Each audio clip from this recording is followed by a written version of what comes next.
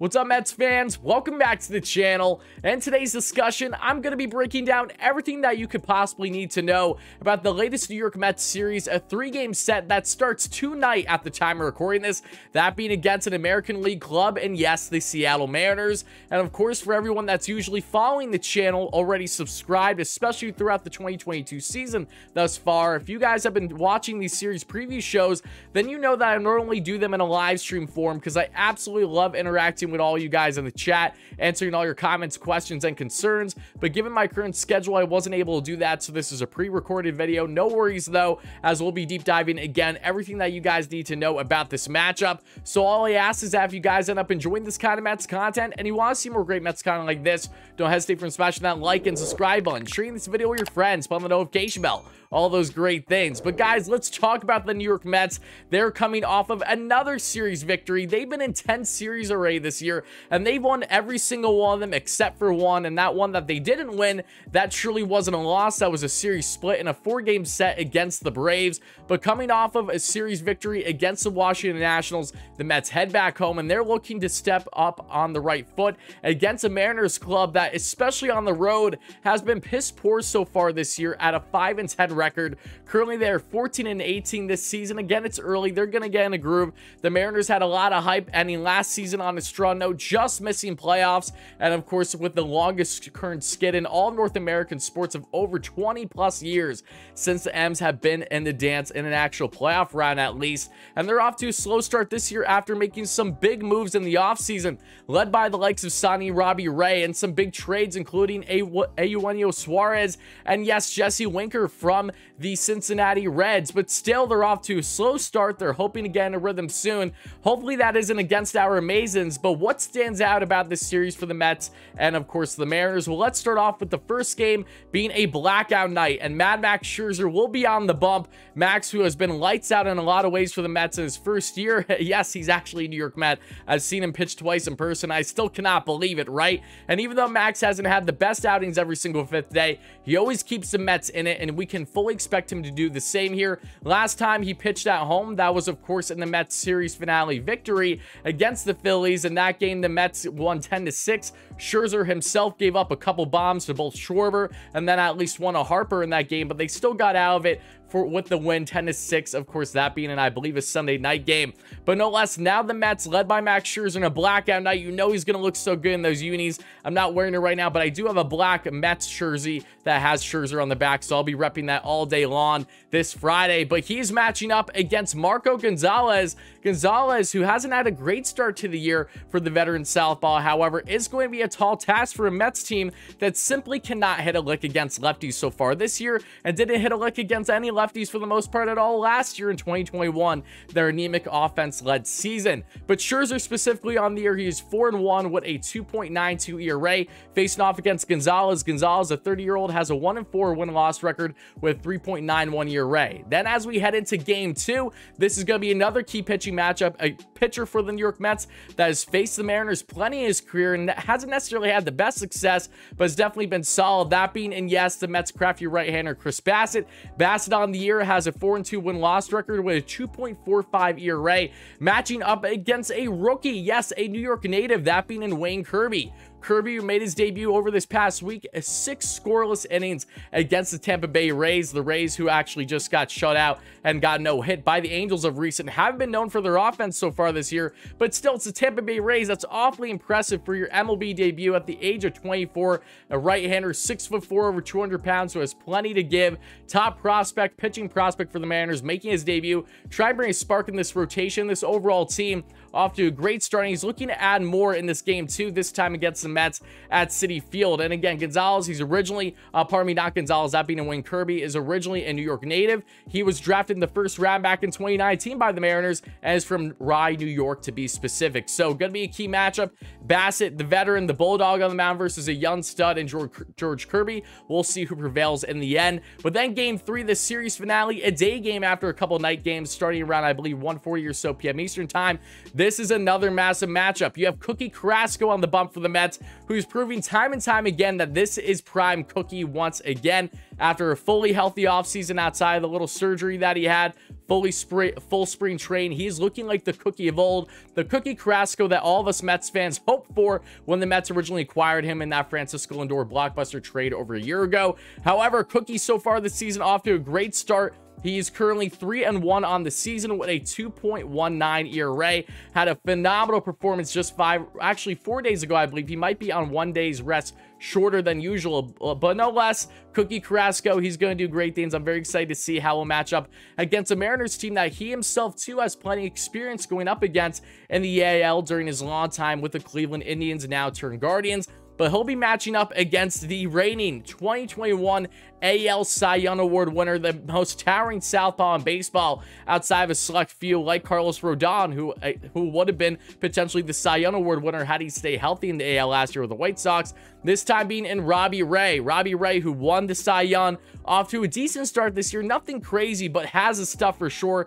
Really strong velo, has a wipeout off-speed pitches, and Ray can definitely strike guys out like no tomorrow. 3-3 win-loss record with a 4.22 ERA to this point, but this will be kryptonite for the Mets. I hope not, but this is their biggest problem, especially against these lefties. Because when you look at the Mets and you look at their hitters, the vast majority of them so far this season have not been able to hit a lick against lefties, including power right-handed bats for the Mets, led by Pete Alonso. Because Pete Alonso, as much as I love Pete and as amazing of a season as he has been having, one of the main factors as to why I don't have him as a key player to watch this series, not that he won't be, he absolutely will, but what stands out to me is the fact that against lefties so far this season, Alonso is not batting well. He currently has a sub 200 average against lefties. And then if you're looking at some other key hitters for the Mets, Jeff McNeal, again, it's lefty on lefty, so that makes more sense, but he has a 200 average and a sub 600 OPS. Mark Canha only has a 200 average when he has been one of the best contact hitters for the Mets so far this year, specifically against lefties, though, where he has struggled. James McCann, who's probably going to be playing in 2 of these 3 games at the catching position.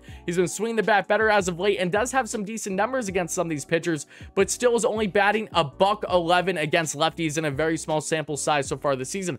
JD Davis, who's been killing it in the DH spot other than going over in his last game, that being against the Washington Nationals, he's batting a $167 against lefties so far this year. Luis Guillorme, who's been getting plenty of playing time, again, lefty on lefty, but still batting 154. But there are a couple Mets batters that do stand out against lefties, and that is led by the likes of Brandon Nemo. And Brandon Nemo is one of the key players I think us fans should be watching in this series, because Nemo has just been amazing all year long, not just an on-base king where he leads the league in a lot of statistics, at least up there for sure. He has been an on-base king since he made his Mets debut all those years ago. But Nemo this year, especially against lefties, has truly been something special, which is so great to say, knowing that's a lefty-lefty matchup. Nemo, that isn't stopping him from great offensive production, no less, because Nemo against lefties this season is batting .280 with an .878 OPS.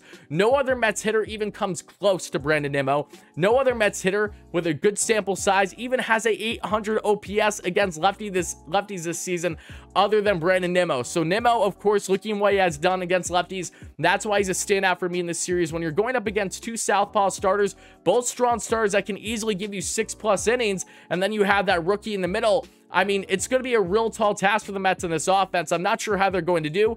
I obviously hope, fingers crossed, that they do really well and try to break out of this narrative that they can't hit lefties. For Brandon Nemo, lefty on lefty, that should not stop him from having a very strong series, leading the way for the Mets in so many ways. And with that smile sprinting down first after a walk, how can he not love that right for Brandon? But then a couple other players that actually stand out in this series. One, they've been slumping a little bit as of recent. I want to see them perform well. But 2, they actually have good matchups. The best among all current Mets hitters when viewing these pitching matchups, mainly against those 2 southpaws. That is, again, my biggest worry, and for good reason. But Starling Marte is a guy to keep an eye on in this series. Yes, Marte didn't look good at all against the Nationals, but entering this series back at home, there's a lot of positives. Marte, of course, has a .345 average and 13 runs scored in only 15 career games against the Seattle Mariners. He played them 5 to 6 times last year, because let's not forget, he was traded from the Miami Marlins to, yes, the Oakland A's, so he got a good taste of that A's-Mariners matchup that the Mariners just dominated all year long last year, unfortunately, for the A's sake. But Starling, though, has some very good numbers against the A's in his career in that 15-game sample size, including 13 runs scored, as I mentioned. And even with him slumping, there are a lot of things to say that, yeah, Marte may very well ball out in this series. Because looking at his numbers against Marco Gonzalez, for example, and 5 at-bats against small sample size, does have 1 home run and a .400 average. Robbie Ray and 20 at-bats has a home run and a 350 average. So yes, he is familiar with these southpaws to varying degrees, and overall, he does have a 200 average this year against lefties, but I do think he's going to fare pretty well. At least I hope so, at least against these two pitchers out of the three, and has a 275 average and a 714 OPS at home this year. Definitely some solid numbers, so keep an eye on Marte. And of course, last but not least, for guys I think you should really be zoning in on, not just to help them get out of slumps, but two, the matchup isn't terrible. That being Eduardo Escobar. I picked him in my series preview a couple days ago, entering the National Series. I thought he would have finally broke out then. That didn't happen. He only had one hit. He's 1 for his last 20. I mean, this man needs to get on a roll.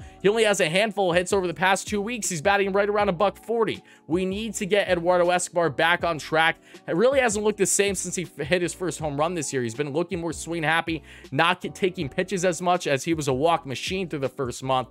But no less, Eduardo Escobar against the Mariners in his career, nothing crazy, but if you look at his numbers, he does have 6 hits in his past 7 games facing the Mariners in his career, so that's definitely a plus. And also looking at his numbers against some of these pitchers is important too, especially Robbie Ray for that series finale matchup, that day game, and only 4 at-bats. Again, incredibly small sample size, so it doesn't mean much. However, has dominated Robbie Ray's career, both former teammates, of course, with the Arizona Diamondbacks, but when they face each other, it has favored Eduardo by far. 2 home runs and 5 RBIs and only 4 at-bats against that being a Robbie Ray, 750 average. And overall against lefties this year, Escobar has been one of the best hitters for the Mets thus far with a 250 average, and at home he's been hitting really well, a 286 average with an 813 OPS. So for all those reasons, small and big, that's why I say keep an eye on the likes of Marte, Escobar, and Nemo, and of course you have some others. I mean, don't get me wrong, especially depending on how deep these guys go in the games. Once those relievers kick in, that can change everything about the directions of these games. The Mets can fully jump on, say, right-hand relievers. They can fully jump in game 2 against a Wayne Kirby that has no experience at the MLB level outside of one start where he did really well. But I do like the Mets' chances to increase a lot of offense in this one, but those lefties are really going to be a tall task, so it's going to be incredibly important to see how they match up. And again, as I said before, and I'll say it once more, and they can try to bury those narratives, because at the end of the day, you need to hit pitchers, both lefties and righties. It can't be as polar opposite as what has been for the Mets in the majority of this lineup over the past calendar year plus. Let's see if that changes starting tonight against Marco Gonzalez for Max Scherzer on the bump for the Mets, and let's see what this lineup can do. But getting to the Mariners now, there are multiple guys that stand out and for good reason, but let's talk about a couple in particular. I'm going to start, obviously, it's got to be Jarred Kelenic, and no, it's not for what he's done at the MLB level, because since Kelenic was called up last year, he hasn't done anything. He was rushed up. You can tell the Mariners are trying to get their fans ramped up. You know, this is a team that should go to the playoffs this year, has a really strong lineup, but they're incredibly underperforming in a lot of ways, both offensively and the lack of pitching consistency. But no less, when looking at the likes of Jarred Kelenic, a $140 average so far this year, 510 OPS, 3 home runs, 10 RBIs, 4 stolen bags. But why are we talking about Jarred Kelenic? It is because all of us Mets fans wish Jarred Kelenic was never not a New York Met. Originally first-round draft pick a couple years ago by the Mets, and then he was traded away in that infamous Robinson-Cano trade. Robbie's going to the Padres now. Edwin Diaz is a star closer for the Mets, but if you look at Justin Dunn, Anthony Schwarzak, and yes, Jay Bruce, all part of that deal, nothing stood out more at the time than Jarred Kelenic being a top prospect that the Mets really stole at the draft. And when they landed him, I thought it was a great pickup at the time. I do think he still has the potential to be one of the, or truly a star in the league, but he's off to a poor start. But all it takes is potentially a matchup against a team that traded you away after viewing you so highly that could really get under the skin in a positive manner for Kelenic to potentially ball out this series. Again, I think that if you're basing things on the numbers, Kelenic is not going to do anything crazy in this series, but we all know the narratives. We all know the stories. Former Mets coming back to Queens, whether they were a prospect or a player that actually got time with the Mets, they normally rake against them. So it wouldn't be outlandish whatsoever to see Kelenic have a potential best series of his career to start things off against the Mets. Why? Because that's just our Mets fans' luck. So you always got to talk about Jarred Kelenic no matter what. Maybe we'll get him versus Diaz matchup in the 9th at some point in the series. Boy, oh boy, would that be something. But then the other guy you got to focus on is offensively the best hitter by far so far for the Mariners this year, that being in their star second baseman, Ty France. Ty France is killing it offensively this year, specifically when you're looking at a 325 average at 875 OPS. 5 home runs, 24 RBIs. He's leading the pack with an offense that, again, has been awfully inconsistent so far this year. A lot of guys underperforming, but of course that'll change as the year goes on. But against Chris Bassitt specifically, that's going to be a key matchup in game 2, because through 10 at-bats, he has 4 hits. He has a 400 average. So yes, he has had good numbers against Chris Bassitt during his time with the Oakland A's, matching up against the Mariners over this past season. And then my third guy to watch has to be Robbie Ray. Of course, that towering southpaw, it's always going to be an issue for the Mets. I hope that changes, but I'm always going to be cautiously optimistic when evaluating a matchup with a starting pitcher that's a lefty against the Mets, especially one that just won the Cy Young last year. That's a dominant, powerful, one of the best southpaws in the game still, no question. Again, Cy Young Award winner. Let's see how the Mets do against him. And there's plenty of others to make note of. I mean, look at Crawford, their star shortstop. I think he's an absolute stud. Former top draft pick by the Philadelphia Phillies. Got a lot of playing time with the Lehigh Valley and their AAA club. I've seen him play quite a bit. And I will tell you that while he didn't have great numbers and small sample sizes against the Mets, JP Crawford is a different player than what he once was when he got traded from the Phillies originally. He is truly becoming a star before our eyes, and I don't think that's an understatement. Crawford currently has a 333 average on the year. He's been killing it. And against Chris Bassitt, like Ty France, has really good numbers.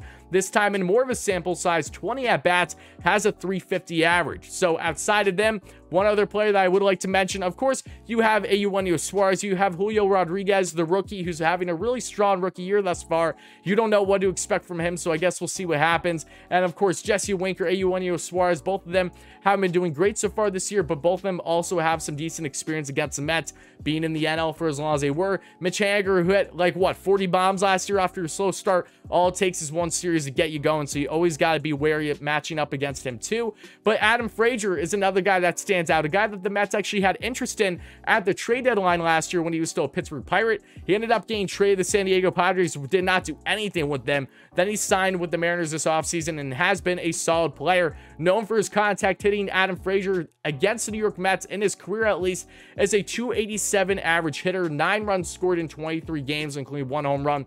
Not known for the offense, not known for all those extra base hits necessarily, but a contact machine. A Jeff Mcneal in a lot of ways, but again, not known nearly as much for the extra base hits. Just a contact machine is what Adam Frazier has been.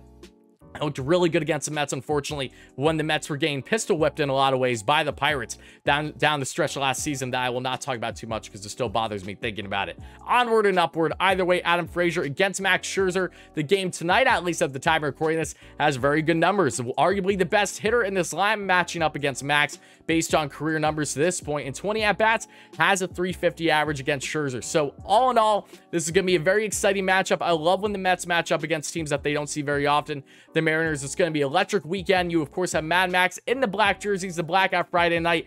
How can you go wrong? Friday the 13th, no less. That makes it even that more fun and that more chilling. Hopefully, we get a Mad Max that's truly mad and furious and gives the Mets 6 to 7 really strong innings. And hopefully the same, of course, in the ensuing days with Chris Bassitt and Cookie Carrasco. No less, this is going to be a really fun matchup, and I'm really excited to see how it turns out. So, folks, let me know all your thoughts in the comments below. How do you feel about this Mets series preview, the latest one with the Mariners? How do you think this series is going to go? Do you expect the Mets to win this series? Do you think they're going to lose this series? Do you think, what do you think it's going to be? Make sure to let me know. Of course, if the Mets do, in fact, win this series, this will be their 10th series victory of the year. So, again, a lot on the line, a lot of positivity, and I'm very excited, again, to see how this is going to match up. So, guys, stay tuned. I'll be doing post-game coverage for at least Game 1 of this series and Game 3. Game 2 will not be happening. I'll be away. It is my brother's wedding weekend, so naturally, I'm not going to be able to be here for everything. But if the Mets do win, and if I am coherent enough, I will make sure to try to post at least a 1-minute video, me ranting, going crazy about the Mets win with whatever may transpire, that being the Saturday game. But no less, thank you guys all so much for watching. I hope you enjoyed. If you did, please don't hesitate again for smashing that like and subscribe button, sharing this video with your friends, button the notification bell, all those great things. Mets, Mariners, big matchup coming up. Stay tuned for post-game shows and more great content all throughout the weeks beyond here in WardyNYM. I'll talk to you guys again real soon. Let's go Mets, baby.